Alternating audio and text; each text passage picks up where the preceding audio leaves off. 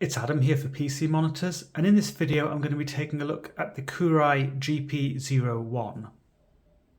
As usual for a video review, what you see depends on my camera, depends on the processing done by my video editing software, depends on the processing done by YouTube, and ultimately, and very importantly, it depends on the screen that you're actually viewing the video on, so it doesn't accurately represent what you'd see firsthand using the monitor. If you'd like to see further videos featuring this monitor, and also information about how you can support the work that we do, check out the description of the video. And be aware that liking the video, subscribing to the channel if you haven't already, they're nice ways of showing your support. So this monitor features a BOE IPS ADS panel. It's an IPS type panel with a 23.8 inch screen size and a 2560 by 1440, that's 1440p or QHD resolution. So this is a rare combination in the market. Usually you'd have 27 inches or 32 inches for this sort of resolution. So it does give a little bit of a tighter pixel density than a 27-inch screen with this resolution, for example. And that gives you a little bit of an edge and clarity, a little bit of a crisper look overall. I don't find that things look particularly small on this monitor, but I'm used to using monitors with an even tighter pixel density than this without using any scaling. So 27 inches and 32-inch 4K UHD models, for example. It does depend on what you're used to though. If your monitor has a significantly looser pixel density than this, then you might find things look a bit small. That can be a bit unnatural looking to you. You might want to use a little bit of scaling or application-specific zoom. And if you do that, yes, you do lose some of the desktop real estate, but you still benefit from the pixel density for suitably high-resolution image content, and text can still benefit from the crisp look of the high pixel density, provided it scales cleanly. And that is the case with most applications. For example, if you're just browsing the internet, doing some word processing, that kind of thing, and many Adobe applications and such like, they will scale properly. But I would actually recommend you try to get used to using the monitor natively so you can have the maximum amount of desktop real estate. And there's a decent amount of that, decent potential for multitasking, and it's quite impressive for such a small screen. In the description of the video, you'll also find a link to a section of the AOC Q24G2A/BK review. So that's AOC's version of this monitor using the same panel. And in that, I give some thoughts and actually show some visual comparisons between this and a QHD model with around a 27-inch screen size. So that gives a nice little sort of visual comparison and idea of the kind of difference we're talking about here in terms of how things will look, in terms of the sizing of elements without scaling, and just the overall representation. So when you're gaming, for example, slightly tighter pixel density can give you better edge clarity, and as you look into the distance on the game in particular, you may be able to appreciate that. It isn't a dramatic difference from 27 inches, and it isn't as high as a 4K UHD model with a 32-inch or smaller screen size that has a significantly higher pixel density than this KOORUI model. But it still just gives you an edge, and it's really somewhere between those 4K UHD models and a 27-inch QHD model. And I'm going to quickly explore the refresh rate and bit depth support of the monitor.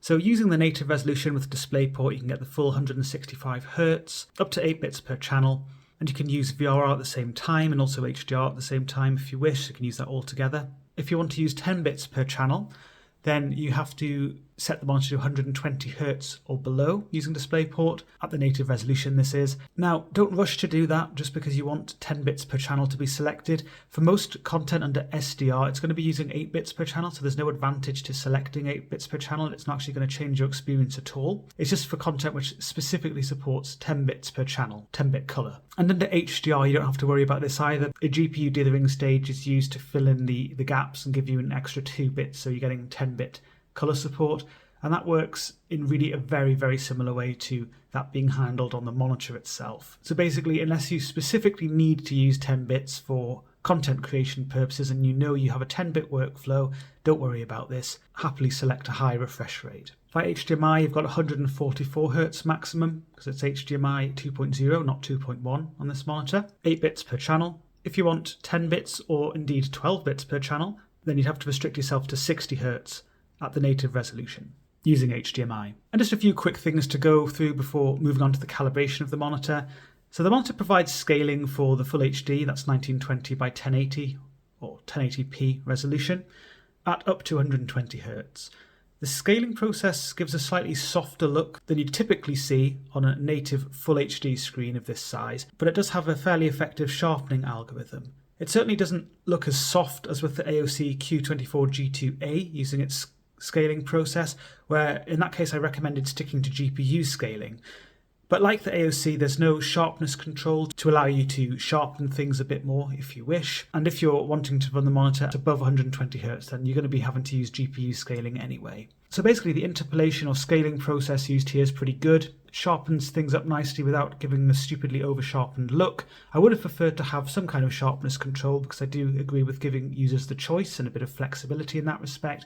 But if you find yourself needing to use this monitor at the full HD resolution or wanting to do that, then be assured that you're at least going to have a decent experience and a better one than on the AOC.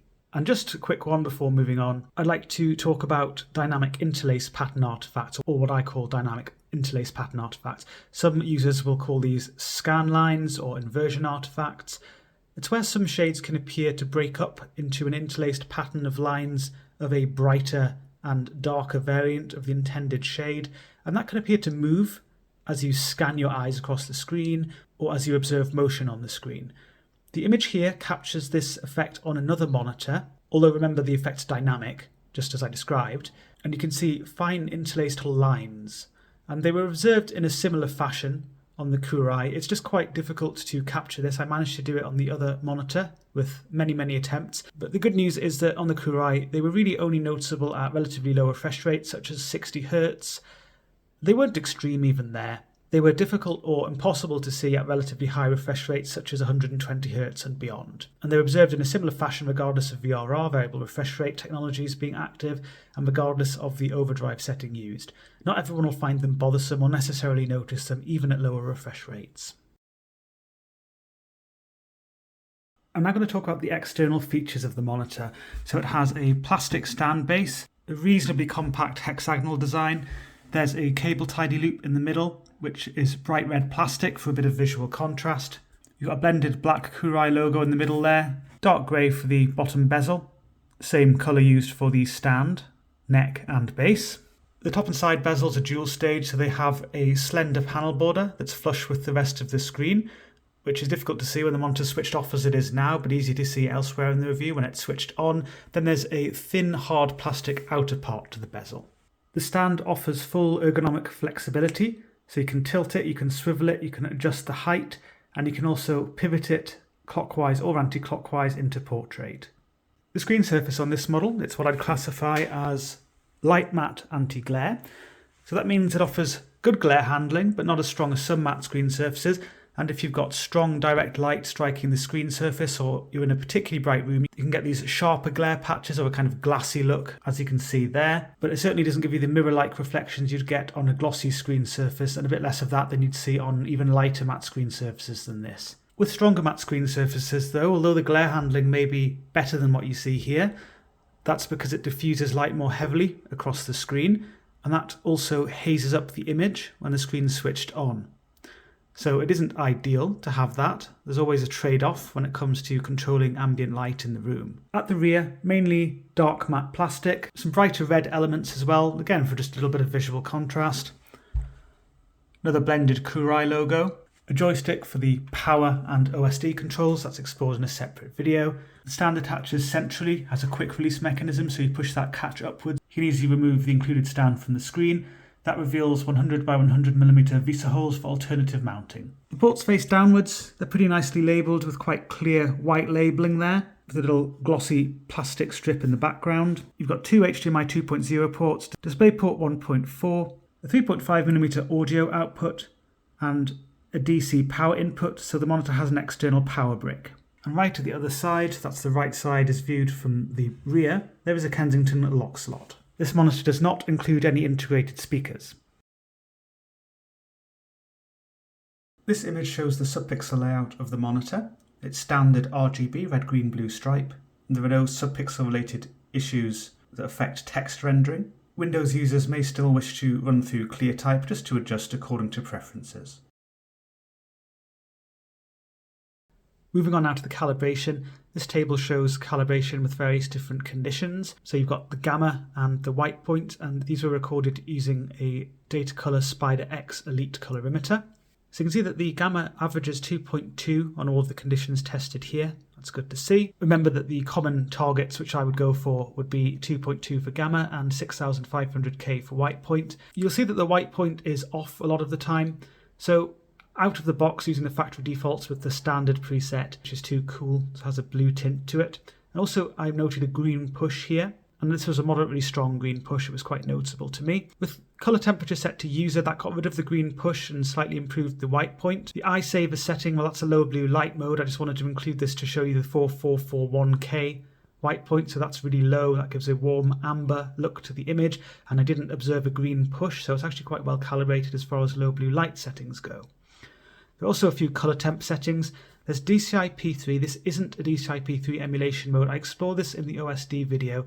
It basically gives a somewhat more saturated or punchy look to the image, but it doesn't do that by expanding the gamut. The gamut doesn't actually come anywhere near DCI P3. So yeah, I kind of hate the way that KOORUI seems to market this as a nano IPS monitor. There's nothing nano IPS about this monitor. And they also seem to be overzealous with their specified DCI P3 coverage as well. The sRGB setting, that is an sRGB emulation mode. It clamps the gamut down, and I'll explore that later as well when I come onto the color gamuts. With that and the DCI P3 setting, things come closer to 6500K, and there's still a green push, although it is somewhat milder than using the standard setting. The bottom table there shows my test settings, with the defaults used for remaining settings. This is explored in the best settings video, which is part of the OSD video, so it's also explored in the OSD video. And you can see with these changes, I got close to 6500K, 2.2 central average for the gamma, and I was pretty happy to continue testing with the monitor set up like this. So to just explore the gamma a little bit more under my test settings, and this is similar to the factory defaults in terms of the gamma handling, just to show you it does run quite close to the 2.2 curve.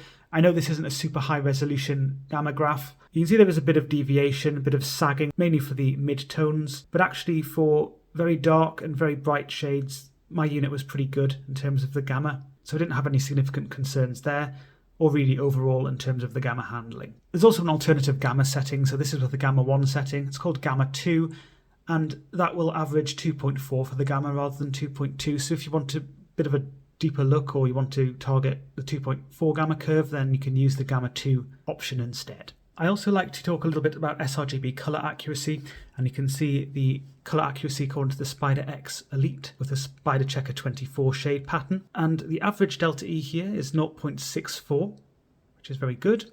The maximum is 4.68, and that occurs for shade 1F, which is cerulean. That often has quite a high error in this test, and I believe that's because the colorimeter seems to be very sensitive to the green versus blue balance of this shade, and the sRGB setting, as I noted, has a bit of a green push, so that probably does affect the shade accuracy here. But anyway, overall, a decent sRGB accuracy in this test.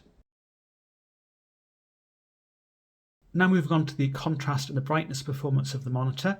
So this table shows a few different conditions with the monitor running in SDR. The luminance values here were recorded using an X-Rite i1 Display Pro Plus, which would now be marketed as a Calibrite Color Checker Display Plus. So the maximum brightness recorded on the table was with the sRGB setting at 100% brightness.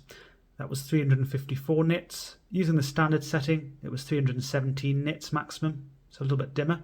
And using user, which has everything set to 100%, you'd usually expect that to be the brightest, but for some reason it seems to have had some kind of software lock or a bit of a mapping issue or feature on this monitor, and it only went up to 337 nits. It's a little bit peculiar, but either way, between 317 and 354 nits, depending on the settings you're using, that's decent. That'll be bright enough for most people, even in a moderately bright room. The maximum contrast ratio was also recorded with the sRGB setting at 1011 to 1, but it's sort of between 900 and 1000 to 1 with most of the other settings, including my test settings where it was 917 to 1. So not exactly a fantastic contrast ratio, not terrible, pretty close to the specified 1000 to 1 and quite typical for an IPS type panel really. The minimum brightness I recorded was 96 nits.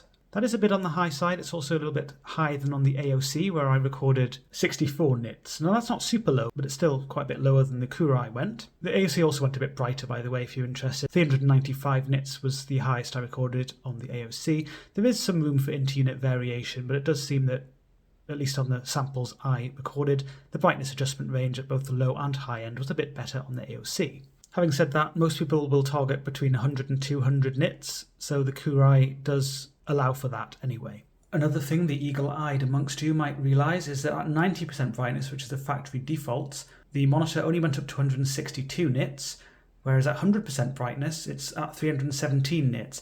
So basically, there isn't a massive amount of adjustment between 0 and 90% brightness, and then it suddenly shoots up for the last 10%. So the way they've done the brightness control on this monitor is a bit odd, to be completely honest. Maybe they've done it this way to try and encourage you to only use that default 90% or below, and for the final 10% to be reserved for people who really need higher brightness. I'm not entirely sure, but that's what they've done anyway. Another thing to be aware of is the backlight is flicker-free. DC dimming is used rather than PWM, pulse width modulation, so the monitor can be considered flicker-free across the brightness adjustment range. I'm now on a good old Shadow of the Tomb Raider, and I'm going to talk about the contrast performance of the monitor using some in-game examples. As I demonstrated with the table, static contrast really isn't a strength of this monitor. It's not a strength of any IPS model. Of course, some are a bit stronger than this. This is really very much average for an IPS model. So you don't get a deep and atmospheric look to darker shades, particularly if you're sitting in a dark room, as I am now. It does not look impressive. You also got IPS glow to contend with. So that's sort of a foggy look or hazing emanating from the corners of the screen. You tend to notice this from a normal viewing position a bit more towards the bottom corners if you have your eyes a little bit above center. And it tends to be warmer towards the right side on this monitor and a bit of a cooler look towards the left side. So you might find it a little bit more noticeable towards the left, but it really just depends on your sensitivity. Also be aware that the IPS glow is intensified if you're using a higher brightness setting on the monitor. If you're sitting closer to the monitor, it's also going to be more noticeable. And if your unit has issues with backlight bleed or clouding or significant issues, that can bring it out more strongly. My unit wasn't actually too bad in this respect, but just be aware that this is an individual thing. It can vary between units. On the plus side, IPS models like this have strong gamma consistency. So the gamma calibration on this monitor, on my unit, was actually really quite good, especially for these darker shades. And that's quite consistent throughout the screen, except for the regions affected by IPS glow. That does indeed eat away at some of your detail. But elsewhere, and just in general, the detail levels are quite suitably maintained. Certainly better than you'd see on a VA model, where you have a sort of masked area towards the center of the screen due to black crush, and then peripherally you can have too much detail, unintended detail revealed, even if the central gamma calibration is perfect. And on TN models, you have a sort of vertical gradient of detail. Once you start noticing that, actually, it can become quite distracting, I find. Again, sensitivity to this kind of thing varies. It's an individual thing. But I do like the consistent gamma performance of IPS models like this. Of course, OLEDs are real kings in that department, and also they don't have any glow of any type. There certainly isn't any OLED screen on the market which could be directly compared to this model. I've brightened the room up a bit now. There's a bit of daylight. It's not exactly a bright day, but it's certainly brighter than it was before. And I was in a pitch black room. You can see a little bit of glare towards the right side of the screen. That's because there's a little bit of direct light hitting the screen directly there. But overall, you don't notice the weaknesses in the static contrast or the IPS glow as much when you brighten the room up a bit like this. I'm not saying it looks incredibly inky and deep or anything like that. You can still be aware of some of the weaknesses here, but it just takes the edge off things. With this in mind, I would recommend having bias lighting or some kind of lighting behind the screen if your room is otherwise dark or dimly lit. That can help with perceived contrast, but also help with viewing comfort. Considering the lighter shades, as I mentioned earlier, the screen has a light matte anti-glare screen surface, or what I classify as a light matte anti-glare screen surface, so it doesn't have an awful lot of layering in front of the image. It also doesn't have an obvious or strong graininess to the image, a little bit of a light misty graininess, as I'd call it. Certainly not as grainy as some matte screen surfaces. So it's at a level which most people are going to be perfectly happy with. I'm now on lagom.nl, the website and the tests for viewing angles, and I like to explore the idea of colour consistency using these tests, and that is to say how a shade is represented at different points of the screen, a given shade. So the Lagom text test, that would ideally appear a blended grey throughout the screen, and it does look quite blended in this case. A little bit of a red tint to the striping lower down, more blended a bit further up the screen, but there aren't clear shifts between saturated red, green and orange. This means that there's a low viewing angle dependency to the gamma curve of the monitor, as you'd hope for from an IPS model. The purple block always looks bizarre in the videos. It always looks like there's a big pink ball in the middle. It's not like that to the eye. It's actually fairly consistent pinkish purple throughout the screen. A little bit of a stronger pink tint towards the extreme edges, but this isn't an extreme shift. The red block appears a reasonably rich and quite consistent red throughout the screen. Again, very slightly darker towards the extreme edges, but there isn't what I would describe as a strong vignetting effect or anything like that as you get on some IPS models, so this one's pretty decent. The green block, that appears a yellowish green chartreuse throughout the screen, pretty consistent, very slightly brighter yellow towards the extreme edges. That has more to do with the panel border than a viewing angle weakness. So the dual stage bezel designs, this often creates just a little bit of pressure at the very extreme edges of the screen, which you can see, and this can just have a minor effect on things here. It's quite common for dual stage bezel designs, and dual stage bezel designs are indeed common on monitors. Blue, that appears a good royal blue throughout the screen. I'm now on Battlefield 2042. I've got absolutely no idea why I'm in a helicopter. That's really not a clever idea when I'm trying to talk about colour reproduction. Okay, anyway, yeah, I'm on Battlefield 2042, and I will explore the colour reproduction of the monitor. Most content under SDR, including this game, is designed with the sRGB colour space in mind, because that's the lowest common denominator. It's the standard colour space for SDR content. S does mean standard in sRGB. So this means if you have a wider colour gamut than sRGB, it can invite extra vibrancy and extra saturation to some elements, and it can give a more saturated than intended look to some elements.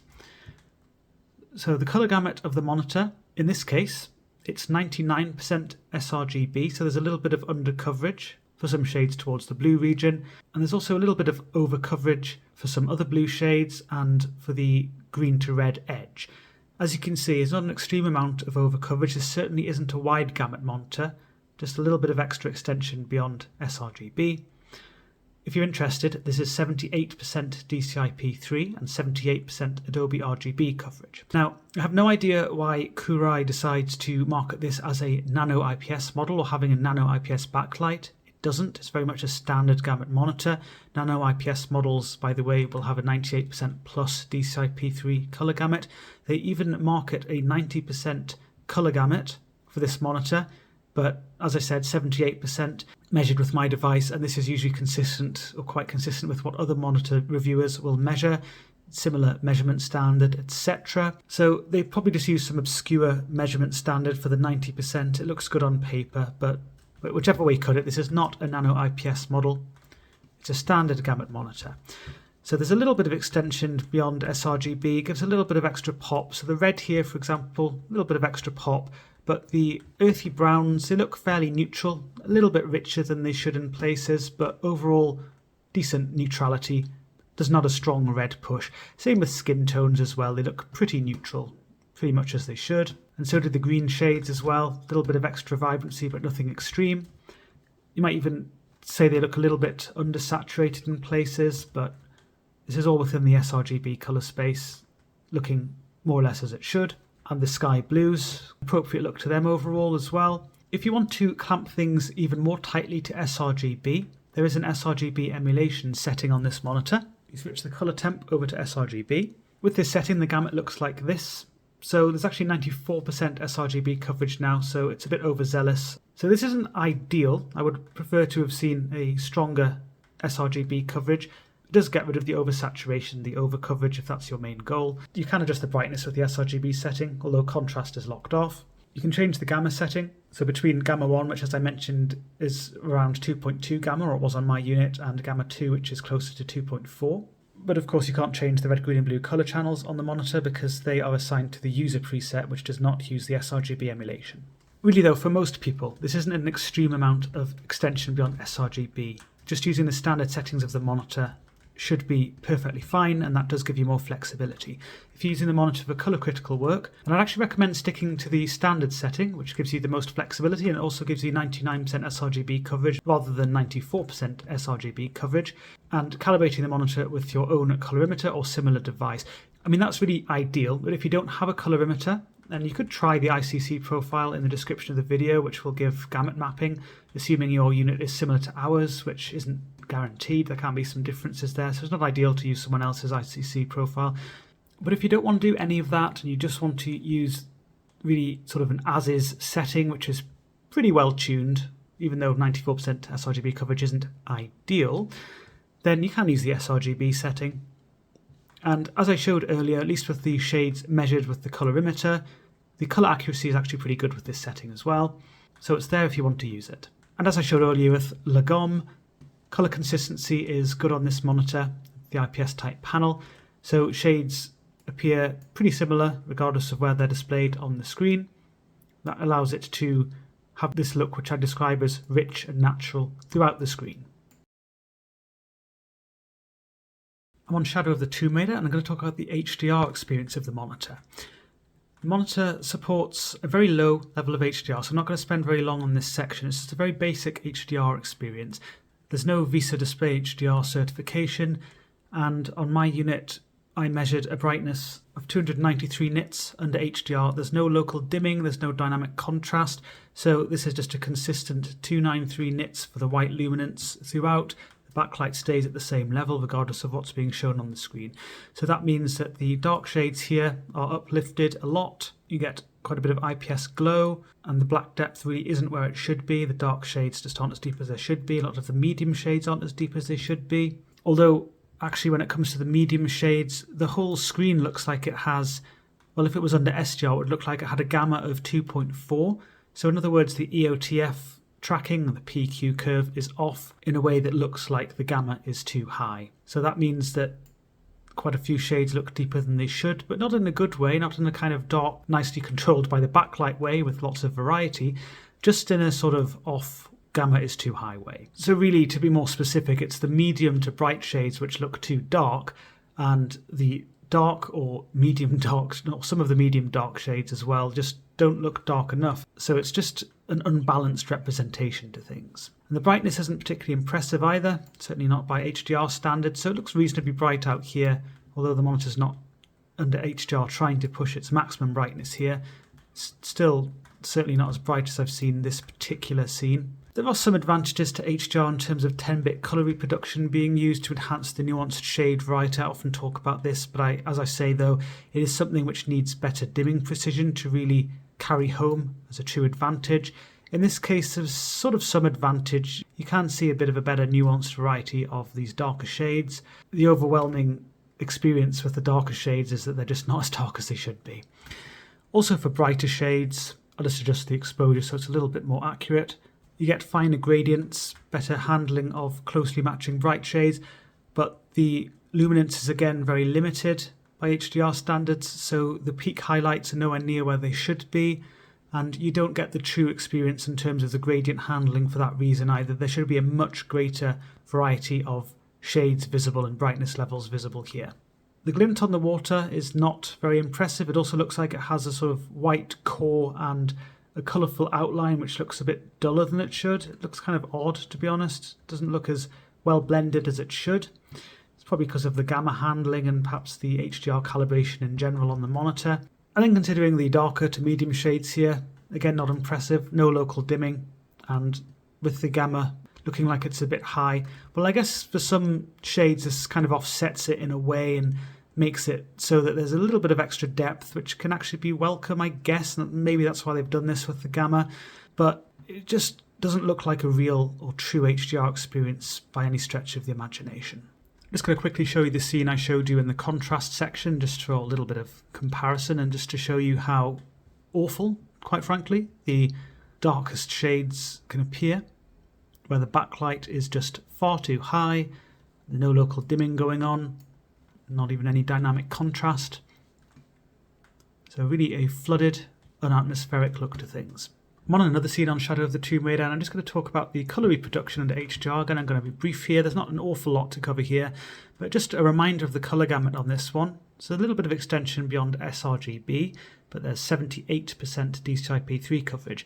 Now under HDR, game developers can target wider colour spaces such as DCI-P3 and Rec 2020, and that means that ideally you would have a much wider gamut than this for HDR. That isn't to say things look washed out, actually things look just generally deeper than they should, and that's because of that EOTF or gamma issue. As I mentioned before, a lot of shades just look deeper than they should, but you don't get the kind of dynamic range you should get where there should be really strong saturation to some shades.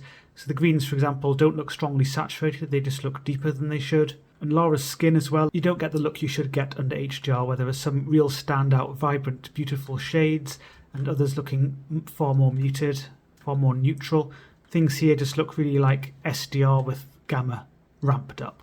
And as I note in the best settings part of the OSD video, there's really very little you can change under HDR in the menu. So I'm not even going to show you that because there's nothing of consequence you can change there. So you've got no flexibility to change any of this. It's not to say that the HDR experience would be amazing, even if you could change the gamma, for example, and just lower that a bit, just make shades appear a bit less deep overall, because you're still going to be bound by the fact that there's no local dimming and very limited luminance on the backlight, even more limited actually than under SDR. I'm now on Battlefield 5 and I'm going to talk about the responsiveness of the monitor. This is a 165Hz monitor. I've got the game running at 165 frames a second. You can see that in the top right, the little green number, or hopefully you can see that, it's a very small number. So making the most out of the monitor in this respect. So this brings with it two main advantages. One is that it improves the connected feel. That describes the precision and the fluidity you feel when you're interacting with the monitor and interacting with the game world. So compared to a 60Hz monitor, or this monitor running at 60Hz or 60 frames a second, there's significant improvement in that. This is also aided by low input lag. This monitor does have low input lag. I measured 1.68 milliseconds, so that's a good low signal delay, which is the main element of input lag you feel. So even for sensitive users, this should be absolutely fine. The other advantage to the high frame rate, high refresh rate combination, the other advantage to this 165Hz refresh rate, at a suitably high frame rate, is that it reduces the perceived blur due to eye movement. There's an article on the website looking at monitor responsiveness, and it explores this in more detail if you're interested. But basically, most of the perceived blur you observe on a monitor comes from the movement of your eyes as you observe motion on the screen, and the potential there is tightly linked to the refresh rate of the display. The other aspect of perceived blur is pixel responsiveness. The article also explores pursuit photography, which is a method to capture motion on a monitor in a way that reflects both aspects of perceived blur nicely. So here on the screen you can see some pursuit photographs using the Test UFO motion test for ghosting. There are three different overdrive settings, or OD settings, on this monitor: off, normal and extreme. The monitor is set to 165Hz here. There's also a reference screen, the AOC Q24 G2A/BK, which uses the same panel as this. It's a good comparison to draw, and that offers a very respectable pixel response experience, quite typical for a decent modern IPS model. And you can see, using the normal setting, that the KOORUI is pretty similar to the AOC really. For some transitions, the KOORUI is very slightly faster. If you look at the top row, which shows the darker background, it looks like there's a little bit less powdery trailing behind the UFO with the KOORUI. But for the medium row, it's pretty similar, but the AOC actually looks a little bit faster. But really, when you look at a broader range of transitions, the performance is quite similar. It tends to be that the KOORUI has pretty similar pixel responses overall, but just generally a little bit lower overshoot. So it's just tuned a little bit differently to the AOC. And if you want a no overshoot experience, that's what the off setting can provide, but you can see there's a lot more powdery trailing there. And the extreme setting, that ramps things up. There's quite a bit of overshoot or halo trailing, which is brighter than the background, so can stand out, particularly for the light background there, the bottom row. In practice, I found this very eye-catching using the extreme settings, so I didn't like to use it. So I consider normal to be optimal for 165Hz. I know some of you prefer numbers, so let's dive into some numbers. So I'm using the OSRTT Pro tool here. And be aware that different reviewers will have different methodologies and use different equipment. The methodology and equipment used here is the same as used by TFT Central, so you can directly compare these figures to theirs if you want to cross-compare monitors, etc. But be aware that they use their own color coding system, and I use my own color coding system. So with the offsetting here, you can see there's a fair bit of orange and red to the response times, so they're not super fast, although they're not extremely slow either. The average initial time is what is being measured here, so that's really an important figure to focus on. So the average initial time is 6.29 milliseconds, but you can see that this is all performed without any recorded overshoot, so yes, we can ramp things up a bit more. The normal setting then, you can see that that does speed things up. The average initial time has now dropped to 4.3 milliseconds. You can see more green and sort of golden colours on the graph. The slowest pixel transitions are with 255 or white. Really, that's where very bright shades are involved in the transition, and that's a typical kind of weakness you'll see on IPS models. But the overshoot levels, there was some recorded overshoot, moderate for some transitions, but overall it's quite light, not a lot of overshoot. Using the extreme setting now, there's a drop in average initial time from 4.3 to 3.38 milliseconds. More green here, but again, some of the suboptimal transitions, red or orangey red results here still. And the overshoot levels are significantly higher. So as I said, I don't really like this setting because the overshoot's too high. So in practice and sticking to my preferred normal setting, pretty decent experience really. The weaknesses are pretty minor, as I've covered. So you can see a little bit of halo trailing in places. For example, behind the rock there, slightly brighter than the background shade, so it can stand out just a little bit, but it's really pretty low level of overshoot overall. Nothing which really stands out in a very strong, obvious way. There's a bit of that behind the tree trunk as well. It's a little bit of halo trailing. Nothing obvious, nothing obtrusive, in my opinion. And also a little bit of powder trailing in places. So again, where you've got the white there, so you've got open range and the white background. It doesn't have to be white exactly. It could just be a very bright shade as well, or a strongly saturated shade could show this as well. A little bit of weakness, a little bit of powdery trailing in places. And where there are mixtures of dark and much brighter shades, such as the bricks there, just a little bit of powdery trailing, but very, very far from being smeary trailing. Minor weakness, just adds a little bit of perceived blur. I'm on another scene on Battlefield 5, and with this one, there's more of a focus on high contrast transitions, darker shades with brighter shades in the background or intermingling together. And here, again, the weaknesses are pretty minor really, just a little bit of powder trailing in places, a little bit of overshoot in places. There's nothing that really stands out in this scene that wasn't observed earlier. A small amount of dirty trailing, as I like to call it, around the light there. So darker than the background, can stand out a little bit for that reason. Not super obnoxious though, probably can't even see it on the video. The monitor also supports VRR, variable refresh rate technologies. You can use adaptive syncs, you can use AMD FreeSync Premium, and you can use NVIDIA's G-Sync compatible mode. And I'm using NVIDIA G-Sync compatible mode at the moment. I'm using an RTX 3090 connected via DisplayPort. You can also use HDR at the same time as VRR on this monitor if you wish. So what the VRR technologies do is allows the refresh rate of the monitor to adjust dynamically to the frame rate of the content where possible. The VRR range of this monitor, according to my testing, was 55 to 165 Hz. It can vary depending on the fluctuations occurring, but either way, when it reaches that floor of operation, or passes it, LFC, low frame rate compensation, kicks in. And with that, the monitor is sticking to a multiple of the frame rate with its refresh rate. Let's say the game is running at 40 frames a second, the monitor could be sticking to 80 Hz, and that also keeps tearing and stuttering at bay that you'd usually get from frame and refresh rate mismatches without VRR in use. I've got the game running at 120 Hz now, and let's start off by looking at some pursuit photographs. So you can see with the normal setting, overshoot levels are higher now, with the extreme setting they're also higher, compared to at 165 Hz with the respective settings.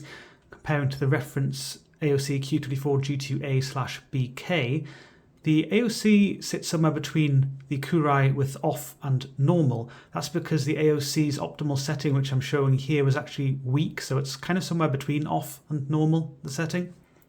The KOORUI doesn't have that option, it only has 3 overdrive settings.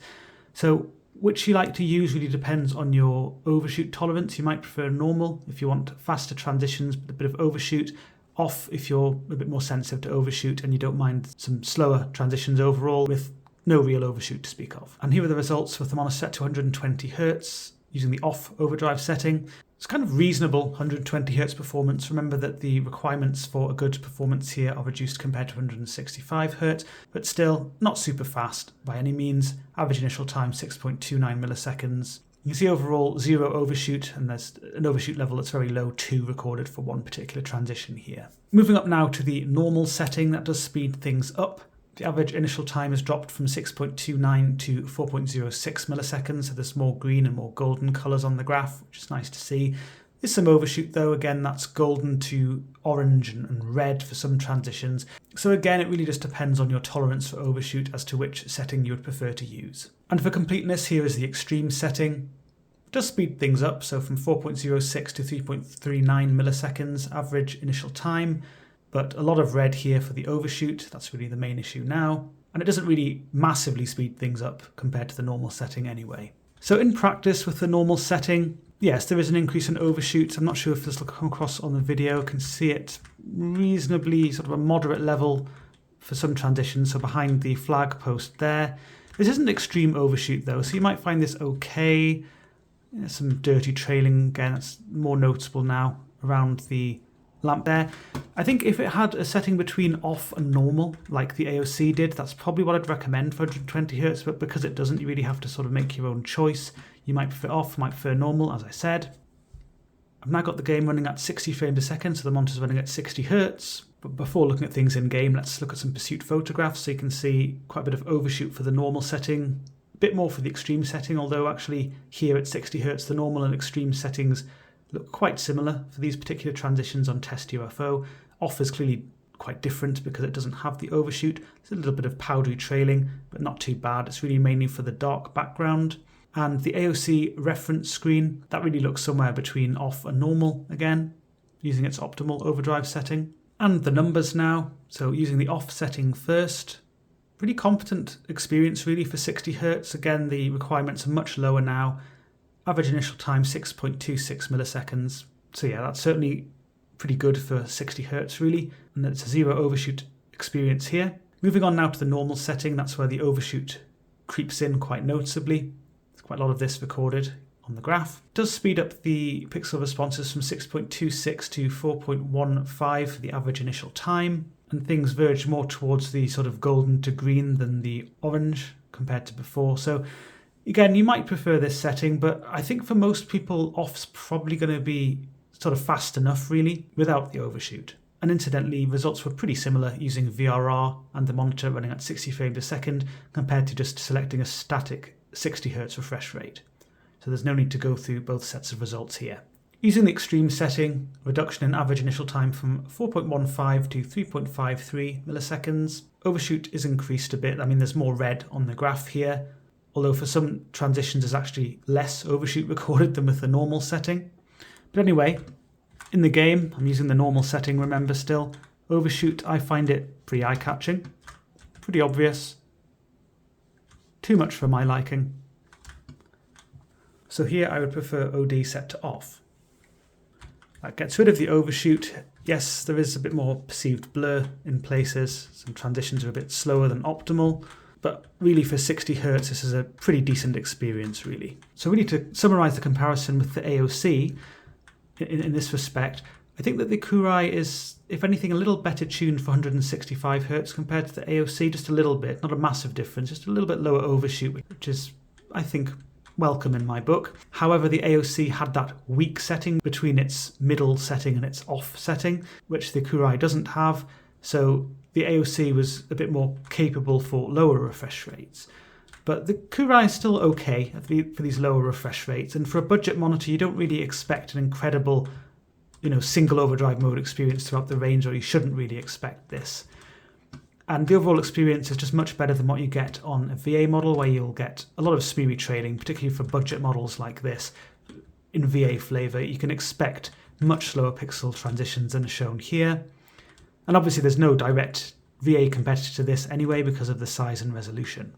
Another thing is that VA models often have VRR flickering. IPS models sometimes have that, but usually they don't, and this one doesn't. There were no issues that I observed with VRR flickering, so that's not something you have to worry about. The AOC also had a strobe backlight setting, an MBR, motion blur reduction setting. The KOORUI doesn't have that kind of thing. There's no strobe backlight setting on the KOORUI. To wrap up then, I do like the uniqueness of the form factor of this monitor, or the combination of the screen size and the resolution, with the 165Hz refresh rate as well. In terms of the build quality overall, pretty decent really.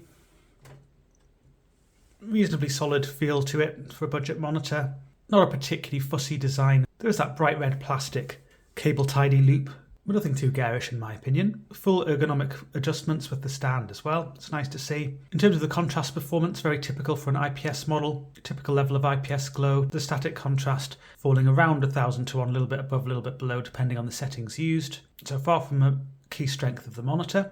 The brightness adjustment range was reasonable. Could go fairly bright, though not super bright, but it could have done with a little bit more on the lower end for people who are sensitive to brightness. In terms of colour reproduction, very much a standard gamut experience, a bit of extension beyond sRGB, nothing massive. So the marketing of this one, with nano IPS used in the marketing and some reference to 90% D-Type P3, both claims very much misleading. HDR on the monitor, definitely nothing to write home about. It just doesn't have the dimming capabilities on the backlight, the brightness levels, the color gamut to put that to good use, and also the calibration was a bit off under HDR as well. Many of the medium to brighter shades looked deeper than they should. The responsiveness of the monitor, pretty solid 165Hz experience overall. VRR did its thing, there weren't any massive issues with that. Increasing levels of overshoot as usual, so you would have to decrease the overdrive setting if you want to eliminate that, and that would mean turning the overdrive off in this case.